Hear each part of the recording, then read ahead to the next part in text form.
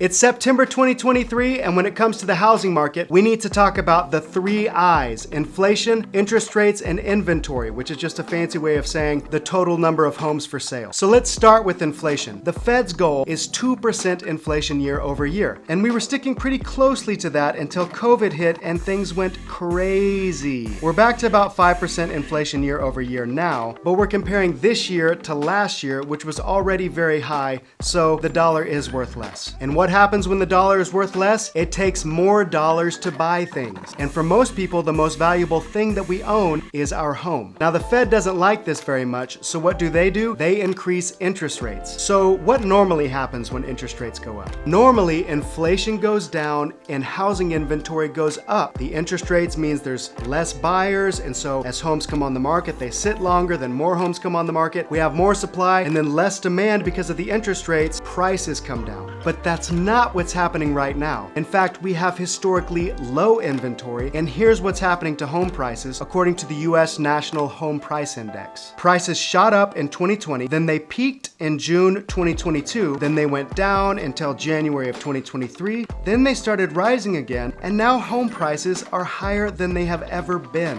Why is that? Some would say it's because of something called a mortgage rate lockdown. It's this premise that after COVID, lots of homeowners refinanced down to 2.5 or 3%, and now they're not wanting to sell and put their home on the market because they don't want to lose that interest rate. As someone who is active in the real estate industry, talking to potential buyers and sellers every day, I can tell you that this is happening. However, 2 of the experts that I follow most closely and trust the most, Logan Motoshami at Housing Wire and Mike Simonson at Altos Research, would both say that a mortgage rate lockdown is not the reason prices are remaining high. Why not? Because you're not going to lower home prices by lowering the interest rate. That's not how interest rates work. Anytime mortgage rates go down, mortgage applications go up, which drives prices up further. So what's the bottom line? Most experts say that we are going to be in this mortgage rate range of 5s to 7s for a very long time. Barring some unforeseen incident, dropping the interest rates back into the 3s and 4s would make everything go crazy. The Fed does not want that to happen again. So most likely, this is where we are. We all have to figure out how to operate in this market and continue to take steps forward. This is why even a conservative financial advisor like Dave Ramsey is giving this advice to potential home buyers right now. I would buy now, regardless of interest rates. Here's what I don't know 12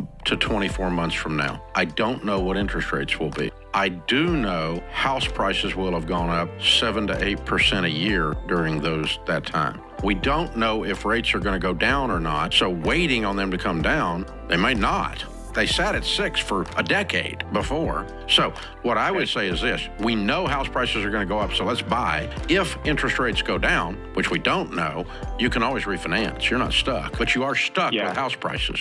So buy now. That's his advice to a home buyer. If you're a seller, it is true that low inventory is benefiting you right now. There's less competition out there. Don't forget to like and subscribe. I post YouTube videos to my Logan Walter Realtor YouTube account every week, so I'll see you next time.